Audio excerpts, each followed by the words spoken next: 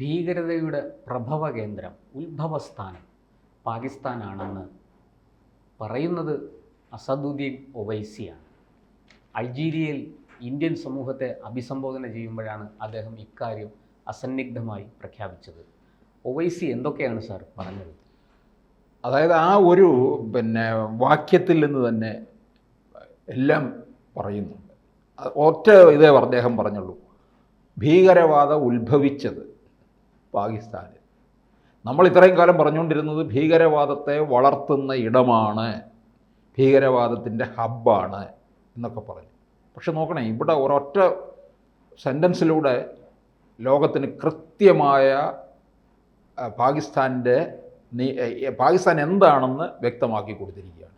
ഭീകരവാദം ഉത്ഭവിച്ചത് പാകിസ്ഥാനിൽ നിന്ന് എന്ന് വെച്ചാൽ ഇവരാണ് ഇത് കണ്ടുപിടിച്ചത്, പിന്നെ ആവിഷ്കരിച്ചത്, വളർത്തിയത് ഇവർ തന്നെ, എല്ലാം ഇവരുടെ മണ്ടയ്ക്ക് ജന്മം കൊടുത്തത് തന്നെ, എല്ലാം ഇവർ തന്നെയാണ്. നമ്മൾ ഇന്ന് കാണുന്ന ലോകത്തുള്ള സകല ഭീകരവാദ പ്രവർത്തനങ്ങളുടെയും ഉറവിടം എന്ന് പറയുന്നത് പാകിസ്ഥാനാണ്. അപ്പോൾ തീർച്ചയായിട്ടും ഈ വാക്കുകളിൽ നിന്ന് ഒരു കാര്യം ആർക്കും ചെയ്യാൻ തോന്നും, പാകിസ്ഥാനെ അങ്ങ് തീർത്തേക്കുക.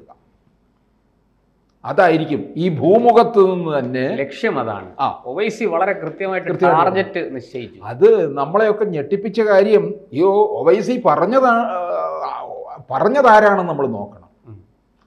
അവിടെയാണ് നമ്മളെ ഞെട്ടിപ്പിച്ച കാര്യം എന്ന് പറയുന്നത്. ഇതേ അവസരത്തിൽ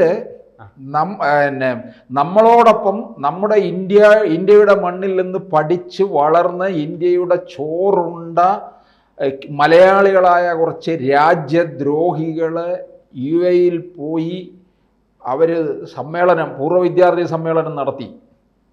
ആരെയാണ് കൊണ്ടുവന്നത്? അല്ലേ? പാക് ക്രിക്കറ്റർ അഫ്രീദിയെ, പാകിസ്ഥാൻ്റെ ആൾക്കാരെ കൊണ്ടുവന്നിരിക്കുന്നു. അപ്പോൾ അതിൽ നിന്ന് അവരൊക്കെ ശരിക്കും പറഞ്ഞാൽ ഇദ്ദേഹത്തിൻ്റെ ഒവൈസിയുടെ കാല് കഴുകി കുടിക്കണം, അല്ലേ? ഒവൈസിയുടെ പാദത്തിൽ നമസ്കരിപ്പിക്കണം അവരെ കൊണ്ടുവന്നിട്ട്. അപ്പോൾ അവരല്ലേ ക്യൂബയോ അല്ലേ? അതെ, ആ സംഘടന യൂണിവേഴ്സിറ്റി ബിടെക് അലുമിനി അസോസിയേഷൻ, ആലോചിച്ച് നോക്കാം, ക്യൂബ. അപ്പോൾ അവർ ചെയ്തത് എന്താണ്?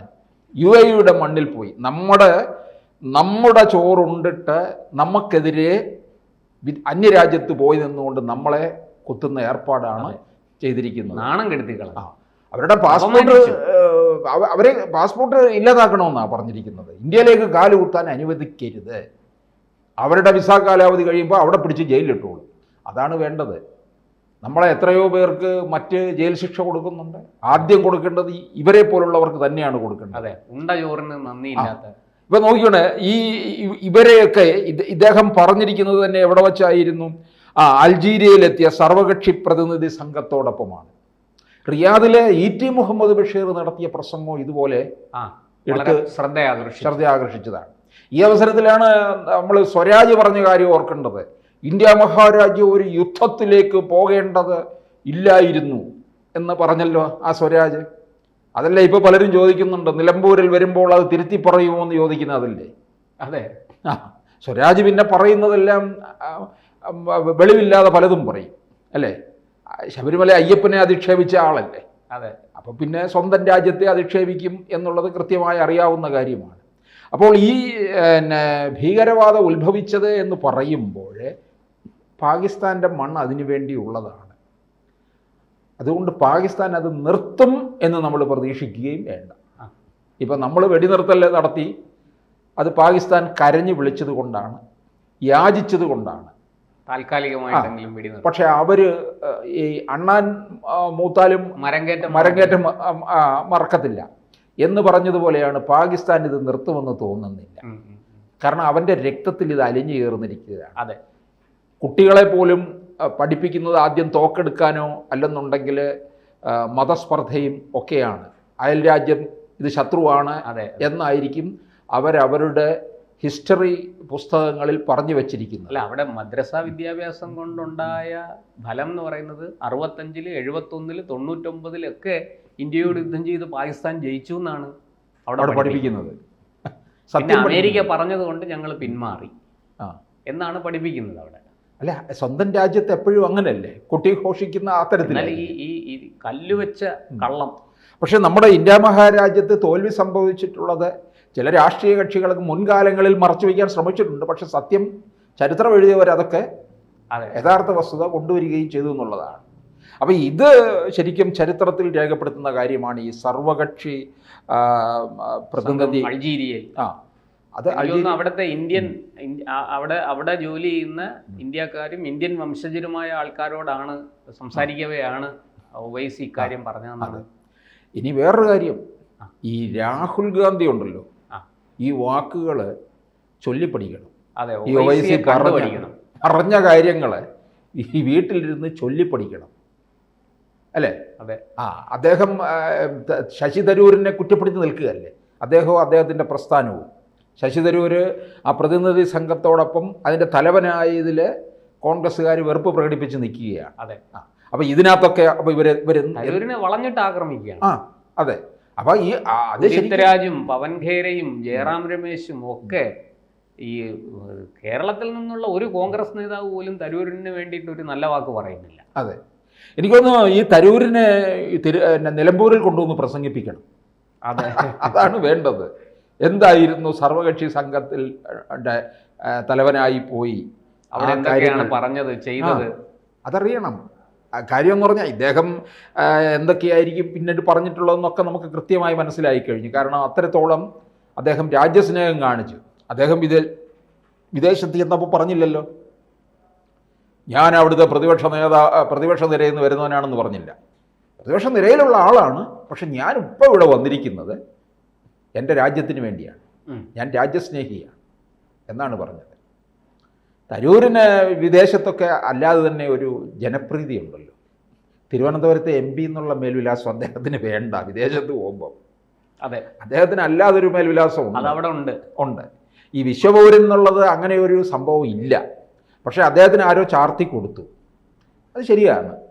കാരണം അദ്ദേഹം UN പദവിയിലൊക്കെ ഇരുന്നിട്ടുള്ള ആളാണ്, സെക്രട്ടറി ആയിട്ട് ഇരുന്നിട്ടുള്ള ആളാണ്. പിന്നെ അദ്ദേഹത്തിന് എനിക്ക് തോന്നുന്നു ഈ ഇന്ത്യൻ രാഷ്ട്രീയത്തിനേക്കാളൊക്കെ അപ്പുറം ലോകരാഷ്ട്രീയം നന്നായിട്ട് അറിയുന്നു. ലോകരാഷ്ട്രീയം, നയതന്ത്ര കാര്യങ്ങളിലൊക്കെ വ്യാപൃതനാണ് ആകുന്നതാണ് അദ്ദേഹത്തിന് താല്പര്യവും. എനിക്ക് തോന്നുന്നു ഒരുപക്ഷെ അദ്ദേഹം അത്തരത്തിലുള്ള ഒരു നീക്കമായിരിക്കും നടത്തുന്നത്.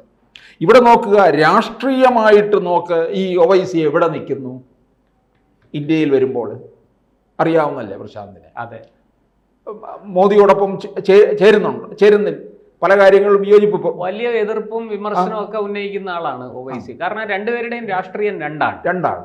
അപ്പോൾ അദ്ദേഹം ഇപ്പോൾ ഇവിടെ രാജ്യത്തിന് വേണ്ടി, പക്ഷേ ഇന്ത്യക്ക് പുറത്തു പോയപ്പോൾ അദ്ദേഹം രാഷ്ട്രത്തിന് വേണ്ടിയാണ് സംസാരിച്ചത്. ഇത് യഥാർത്ഥത്തിൽ രാഹുൽ ഗാന്ധി കണ്ടുപിടിച്ചിട്ട് ഇനിയെങ്കിലും ആ സംഘത്തിൽ ഞാനും ചേരാൻ തയ്യാറാണ്, എനിക്കും ആ സംഘത്തോടൊപ്പം യാത്ര ചെയ്യണമെന്ന് പറയേണ്ടിയിരിക്കുന്നു എന്നുള്ളതാണ്. ടി മുഹമ്മദ് ബഷീറും ബ്രിട്ടാസും ഒക്കെ കാണിക്കുന്നതിൻ്റെ ഒരു കാൽഭാഗമെങ്കിലും. അതെ, ഇതോടുകൂടി രാഹുൽ ഗാന്ധി താഴേക്ക് പോയി കഴിഞ്ഞു. ഈ ഒരു സംഭവം ഇന്ത്യൻ രാഷ്ട്രീയത്തിൽ അദ്ദേഹം വട്ടപൂജ്യമായി. ഈ ഒരു സംഭവത്തോടു കൂടി ടപ്പോന്ന് താഴേക്ക് പതിച്ചു. തരൂരോ വളരെ ഉയർന്നത്. ഇപ്പൊ ഈ ഒവൈസിയോ അതും വളരെ, അദ്ദേഹത്തിന്റെ ഗ്രാഫ് ഉയർന്നില്ലേ? ടി മുഹമ്മദ് ബഷീറിനോടും എനിക്കിപ്പോൾ ടി മുഹമ്മദ് ബഷീറിനോടും ബഹുമാനം തോന്നുന്നുണ്ട്. കാരണം രാജ്യത്തിന് വേണ്ടിയാണല്ലോ പോയത്. ഇവിടുത്തെ രാഷ്ട്രീയം മാറ്റിവെക്കുക. നമുക്ക് അദ്ദേഹത്തിൻ്റെ ചിലപ്പോൾ രാഷ്ട്രീയത്തോട് എനിക്ക് യോജിപ്പില്ല. പക്ഷേ അദ്ദേഹം കേരളത്തിൻ്റെ വിദ്യാഭ്യാസ വകുപ്പ് മന്ത്രിയായിരുന്നു. അദ്ദേഹം അന്നേരം ചെയ്ത ചില കാര്യത്തിനോട് എനിക്ക് യോജിപ്പുണ്ട്. ഈ SSLC പരീക്ഷയിലെ റാങ്കിങ് ഒക്കെ മാറ്റി ഗ്രേഡ് സമ്പ്രദായം കൊണ്ടുവന്നത് ടി മുഹമ്മദ് ബഷീറാണ്. അത് ഇക്കാര്യത്തിൽ കൂട്ടിച്ചേർക്കുന്നേ ഉള്ളൂ. അതിന് ശരിക്കും പറഞ്ഞാൽ അദ്ദേഹത്തിന് A+ കൊടുക്കണം. അങ്ങനെ ചെയ്തതിൽ അത്തരത്തിലുള്ളൊരു പരിഷ്കാരം തൻ്റെ ഇടത്തോടുകൂടി കൊണ്ടുവന്നു. ആദ്യമൊക്കെ വലിയ എതിർപ്പായിരുന്നു. അപ്പോൾ അങ്ങനെയുള്ള ചില കാര്യങ്ങൾ നമുക്ക് അംഗീകരിക്കണം. ഇപ്പോൾ ഇവിടെ അദ്ദേഹം റിയാദിലൊക്കെ പോയി പ്രസംഗിച്ചതുമൊക്കെ ഗംഭീരമായിരുന്നു എന്നാണ് പറയുന്നത്.